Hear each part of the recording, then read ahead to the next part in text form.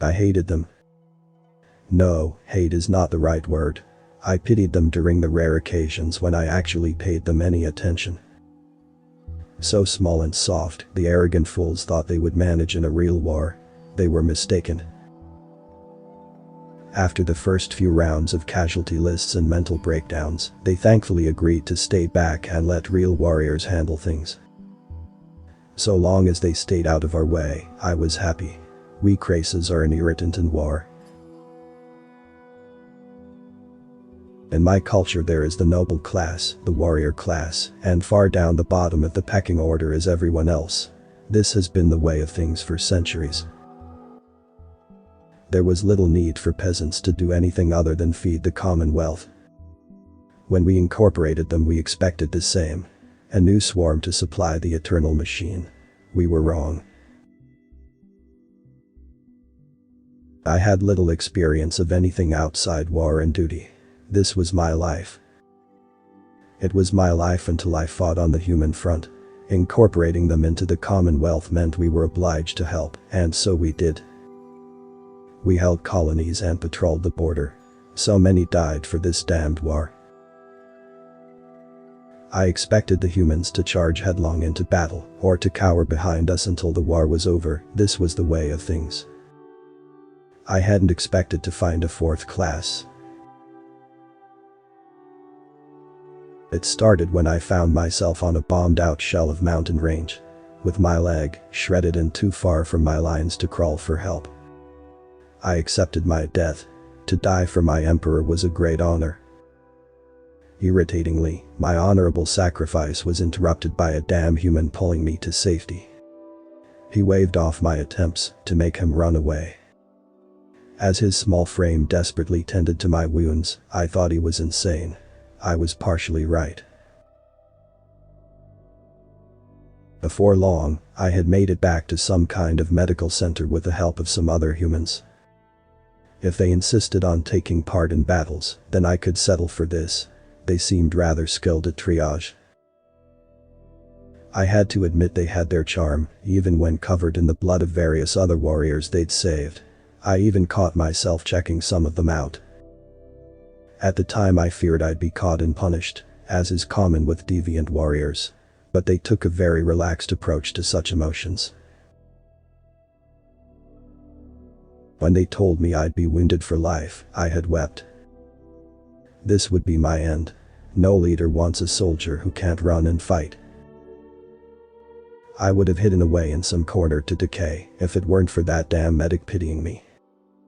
I tried to be indignant, but he insisted he take me someplace he called home. A space station near the front. When we arrived, I had expected to be stuck in a barrack as is customary for my class. Instead I had a surprisingly luxurious room belonging to my new friend, though he insisted it was rather plain. This was when I first began to notice what my people had been missing. What these people had. The support class. When the dull throbbing pain in my leg became almost unbearable, he took me to an incredibly polite doctor to give me medication which dulled the pain. Medication usually reserved for the noble class.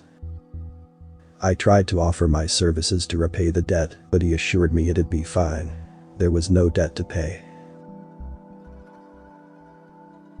When I found myself weeping at night over my lost life, he took me to a peculiar kind of human, one who talks. I thought it a tedious waste of time at first. Talking doesn't help, I had said. After a while I began to change. The talking human helped me overcome my pain and find a new path. I could do more than be a warrior. I tried to offer her my ceremonial knife as a gift for helping me find my way, but she refused. Some kind of honor code forbade her. When I was hungry, he took me to a magnificent hall of decorated walls and exotic smells. He insisted it was nothing special, but this was special to me. Warriors eat whatever sludge they're given to toughen them up. They told us it would make us better.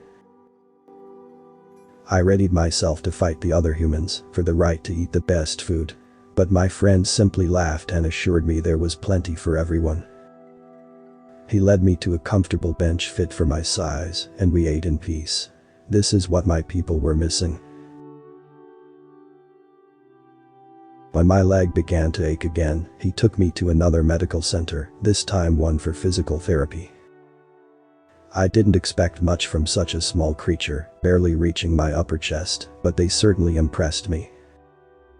Before long, I was prone on a soft table, purring peacefully as the lithe hands of the human attending to me relieved the pain in my taut muscles. Gentle music filled the air as the aroma of various candles calmed me into a trance. This was what my people were missing, the fourth class. He even introduced me to a lady human he knew. It took me a while to adjust to their style of relationships. No backstabbing or brawling to be found here, though expensive gifts are apparently common among all creatures regardless of species. She was unlike any female of my kind. She was soft and kind, she had little interest in the violent displays of superiority. She was a gentle soul who happened to show me exactly what my kind had been missing in the bedroom. I would be shameful to go into detail, but suffice to say I had little interest in returning home to find a mate afterwards. Eventually, I found employment with the humans training their officers in the art of real war. Between work and enjoying the fruits of the fourth class, I found time to marry my human wife. I was no longer a mighty honorable warrior, but I had something far better. For the first time in my life I could say I was truly happy. Thank the gods for the support class. Author's comment: what if aliens didn't really have a concept of the service sector?